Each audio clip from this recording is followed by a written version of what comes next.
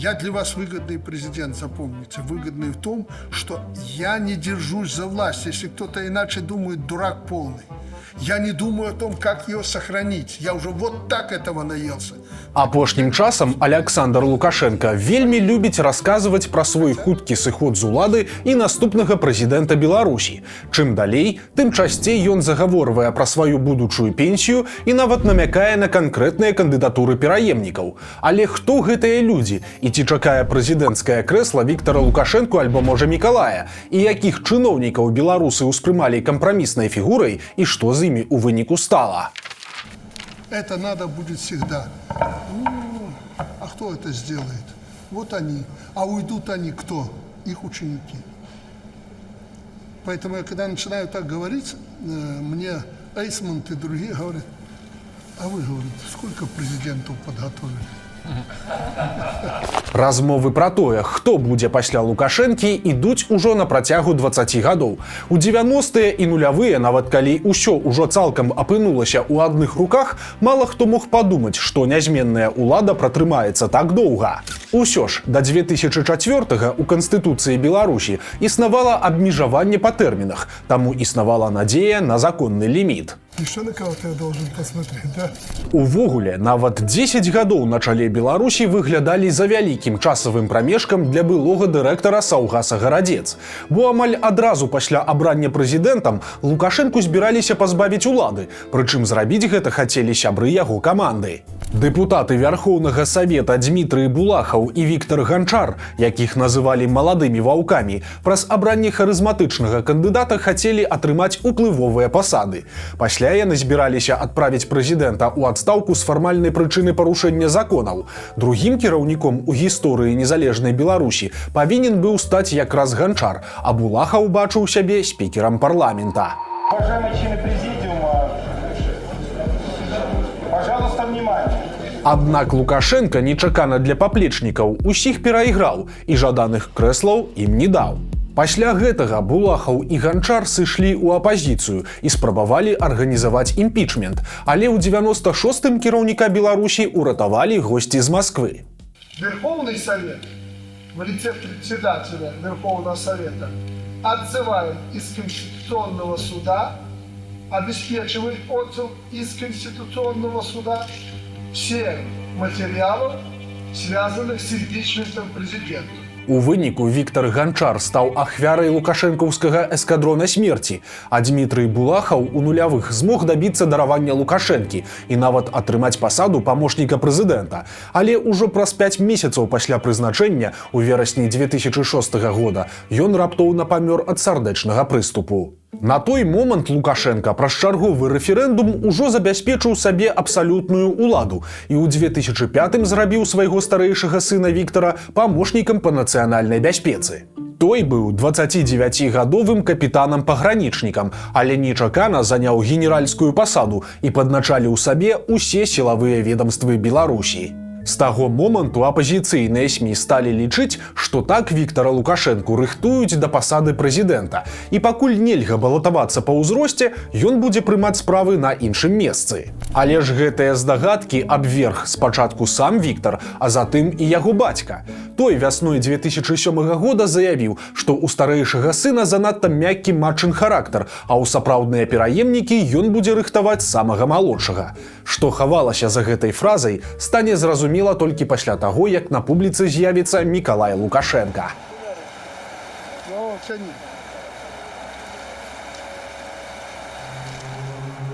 Па сённяшні дзень малодшага сына кіраўніка Беларусі многія ўспрымаюць як чалавека, які атрымае ад бацькі ў спадчыну ўладу ў краіне, бо ад самага маленства Мікалая яны ўдваіх назіралі за вайсковымі вучэннямі і абіралі міс Беларусь, а таксама ездзілі ў замежныя паездкі ды ўдзельнічалі ў суботніках. Але калі Коля падрос, то рашучасць Александра Лукашэнкі адносна лёсу сваіх сыноў некуды знікла. Вы знаете, мои сыновья не президенты. Они к этому и не стремятся, и это главное.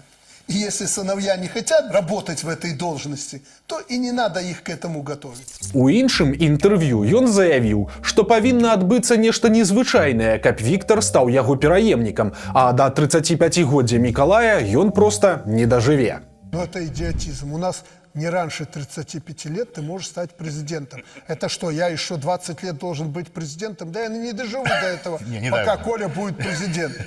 Поэтому вот Нет, ну больше даже если чего, вы живете, это не значит, что он не может быть им. я не хочу, чтобы он или мой сын после меня был президентом.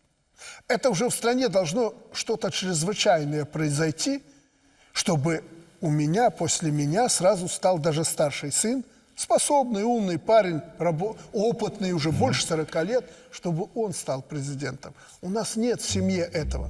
Нягледзячы на тое, што Мікалай Лукашенка, які цяпер ужо студэнт, застаецца вельмі заўважным і пастаянна суправаджае бацьку, той на палітычных перспектывах свайго сына ўжо паставіў тлустую кропку.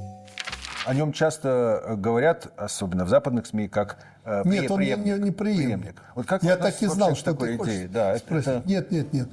Вот ты у него спроси, ты его можешь так сильно обидеть этим. Да. Ускосна гэта можа пацвярджацца і тым, што апошняй рэдакцыяй Канстытуцыі Лукашенка падняў узроставы цэнз для патэнцыйнага прэзідэнта да 40 гадоў. І калі не здарыцца чарговага рэферэндуму, то прэтэндаваць на кіраўніцтва краінай Мікалай зможа толькі ў 2044 годзе.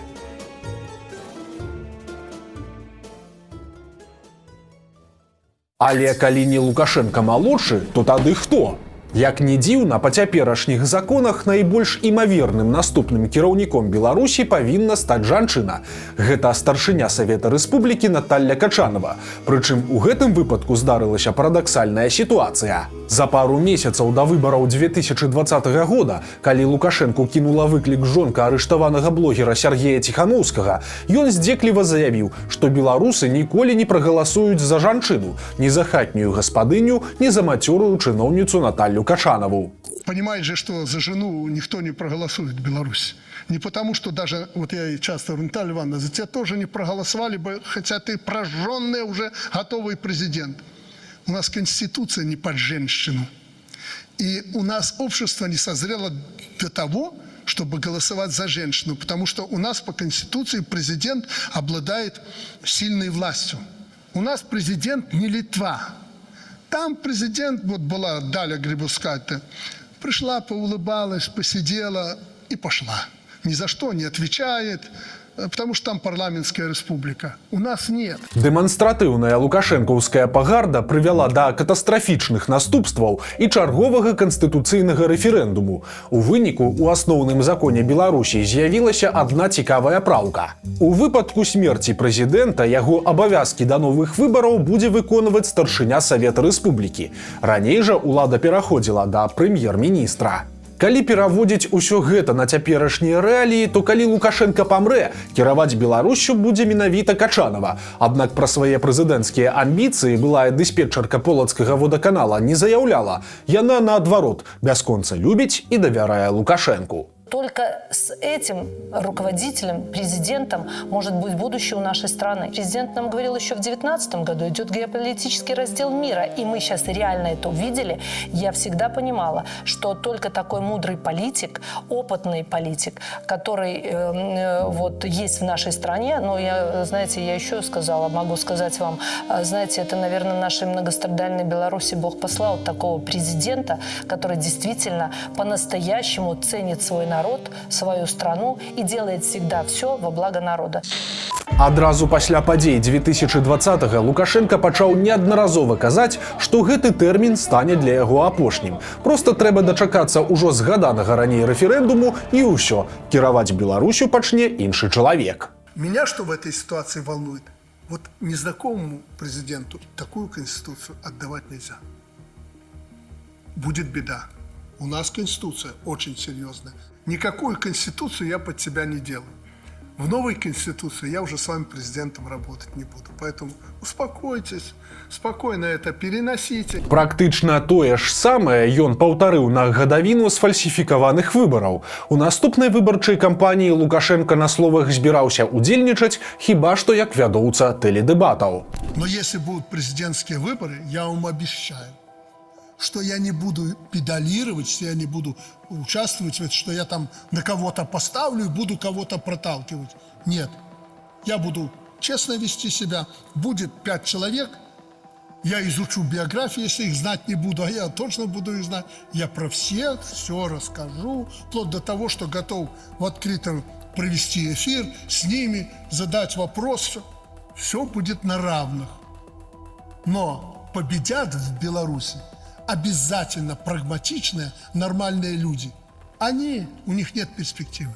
Акрамя таго, Лукашенко тады казаў, што ў краіне ёсць 15-20 падобных да яго людзей, якія б маглі вырасці ў прэзідэнты. Оказывается, у нас человек 15-20, которые могут вырасти в президенты. Нет такого, что вот их нет. И они, понимаете, простите за нескромность, они в чем-то похожи на меня, потому что я их вырастил, они со мной рядом росли. В чем-то похожи на меня. В чем?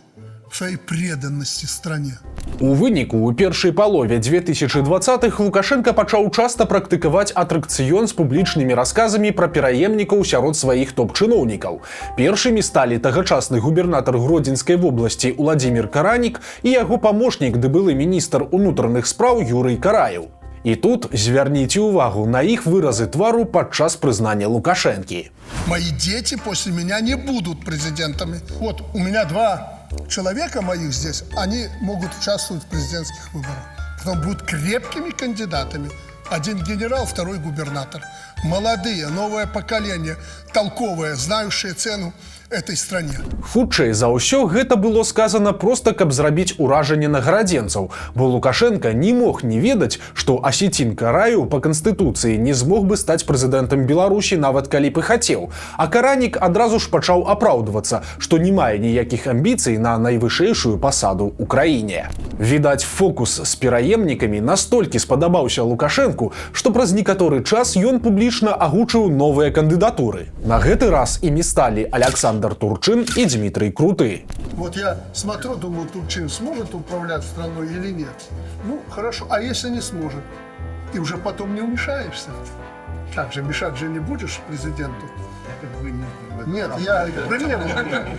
Ну, крутой, скажем так. Это большая проблема, я тебе скажу. Нехарызматычнаму Турчыну пасля таксама давялося апраўдвацца праз прапаганду і завяраць яе галоўнага гледача, што яму насамрэч больш падабаецца працаваць губернатарам, чым прэзідэнтам. А помните тот период, когда из вас сделали преемника? Слушайте, ну, может быть, я как-то не сильно обращаю внимание, кто там из кого делает преемника. Но лучше губернатором быть. Вам же предложили на следующий год. Как? Конечно, конечно. Безумоўная лаяльнасць у выніку дазволіла былому губернатару Мінскай вобласці заняць крэсла прэм'ер-міністра. А вось з яго калегам Дмітрыем Крутым гісторыя атрымалася крыху больш пакручастай. Бліжэй да канца свайго 6-га тэрміну Лукашенко актыўна пачаў расказваць, што беларусам трэба рыхтавацца да новага прэзідэнта. На гэтых словах прапагандысты пачыналі паказваць менавіта кіраўніка яго адміністрацыі Дмітрия Крутога. Вы посмотрите, молодые люди растут, готовим. Да, я согласен. Я согласен. Я знаю свои риски. Я знаю, прежде чем уйти, ты должен оставить... Але пасля Круты быў названы пераемнікам ужо без аніякіх намёкаў. Ну, сколько мы с тобой еще будем телепаться во власти? Придут дети. Я уже говорил, дети у нас другие. Поэтому надо подготовить страну, чтобы дети могли этим путем идти. Чтобы Дмитрий Николаевич понимал, что вот это направление, другого нет. Аднак у выніку усе абяцанні сыходу і расказы пра пераемнікаў аказаліся танным лукашэнкаўскім блефам. На выборах 2025 года у змаганні з фрык-кандыдатамі кшталту Олега Гайдукевіча і Ганны Канапацкай яму намалявалі рэкордныя лічбы падтрымкі, а на прэс-канферэнцыі Лукашенко пасля какетліва прызнаўся, нібыта абірацца не збіраўся ў прынцыпе, а яго насамрэч пераканала верная паплечніца Наталья Качанова. Чыноўніца нібыта літаральна зладзіла істэрыку. Я не хотел идти на эти выборы. Не хотел. И несколько месяцев назад, месяца 3 или 4, когда Наталья Ивановна на последнем совете безопасности, среди людей, которые решали это, заинтересованы в этом, я об этом сказал. Ребята, ну, сколько можно, уже как-то даже, 30 лет, чисто, внешне даже как-то неприлично. Я уже себя не в своей тарелке чувствую, как будто никого нет.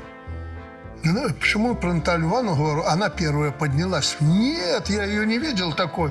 Как так? Вы что, бросаете все? Вы уходите? Мы не готовы. Часам у гэтай гульні ў пераемніка з'яўляліся і зусім нечаканыя персанажы. У прыватнасці намеснік кіраўніка Беларусі па ўсебеларускім народным сходзе Александр Косінец. Але ж дасведчаны номенклатуршчык адразу зразумеў, што Лукашенко нікуды сыходзіць не збіраецца. За зиму всех надо закрутить, завертеть. Ты-то будешь работать губернатором, поэтому надо заставлять людей работать так, как надо. А мне за что? Вот, может, президентом будет, поэтому. Ты его не оставишь. Ты его не оставишь губернатором, если Вы будете президентом. Не, подожди. Вот, видишь? Видишь? Калі ў 2023 годзе ў адстаўку адправілі кіраўніка Брэста Александра Рагачука, то Лукашенко стаў цікавіцца, чаму так выйшла. Па яго словах, можна было зрабіць выснову, што брэсцкі чыноўнік быў у шорт-лісце кандыдатур на найвышэйшую пасаду ў краіне, але ж Лукашенко нават не змог назваць правільна яго прозвішча. Есть некоторая неудовлетворенность со стороны облсполкома работой Рогощука, да? Да. Ну так и говорю. Я же должен знать хотя бы твою позицию. А вы этого не видите. Нет, товарищ президент, мы тоже это видим. Ну так в чем истинная причина? Вы же все его чуть ли не президентом предлагали выдвинуть в очередные выборы, и вдруг... Увогуле варта адзначыць, што ніводны з чыноўнікаў, якіх Лукашенко публічна называў у якасці сваіх пераемнікаў, не меў вялікай падтрымкі сярод простых беларусаў. Кампраміснымі фігурамі ў розныя часы разглядаліся экс-прэм'еры Румас ды Сідорскі, а таксама былы кіраўнік Міністэрства замежных спраў Уладзімір Макей. Усе яны не ўспрымаліся чыноўнікамі, павёрнутымі ў бок Крамля, і нават раз-пораз выступалі з прамовамі па-беларуску. Але Сідорскі знік з радараў пасля адстаўкі ў снежні 2010-го. З Румасам тая ж гісторыя здарылася праз 10 гадоў. Ну а Макей тады ж абраў бок гвалту і рэпрэсій, і гэта прывяло да вялікага народнага расчаравання і трагічных наступстваў для самога міністра, які ў лістападзе 22-го года скончыў жыццё самагубствам.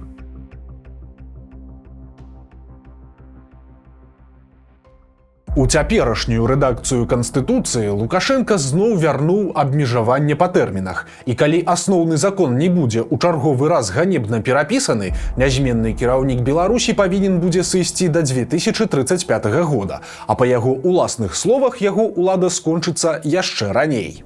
Ну, по новой Конституции принятой... поправки. У вас 2 срока еще. Ну, этот срок и еще следующий срок. Да. Вы планируете до конца... Нет, слушайте, я сейчас уже не планирую. Цяпер Лукашенко схіляецца да таго, што яго пераемнікам павінен стаць мужик, які панюхаў пораху. Если у тебя нет задатков от природы президента, в Беларуси не суйся. Но это мое мнение, что не надо женщине сейчас возглавлять Беларусь. Ситуация сегодня такая, что надо крепкий мужик. Крепкий мужик. И обязательно, который понюхал порох. Ситуация такая, что он должен послужить в армии. Цікава, што ў калодзе беларускіх чыноўнікаў і генералаў амаль няма харызматычных персанажаў ці тых, хто хоць неяк спрабаваў сам намякнуць на вялікія амбіцыі. Усе разумеюць, што менавіта маўклівае падтакванне і выкананне ўсіх загадаў гарантуюць доўгае наменклатурнае жыццё. Тым больш, што транзітам на гарызонце пакуль нават і не пахне. Лукашенко займаецца вывадам свайго рэжыму з міжнароднай ізаляцыі і гандлем сваімі палітычнымі закладнікамі. І вынікамі гэтай працы ён сам, відавочна, яшчэ хоча пакарыстацца. Никаких поползновений в плане революционной борьбы, в кавычки революционной, против существующего государственного строя. Для этого есть выборы, надо идти на выборы и решать эти проблемы. Вот тут у Беларуси есть все, тем более, что нынешний президент, как я часто говорю, не держится посиневшими пальцами за власть.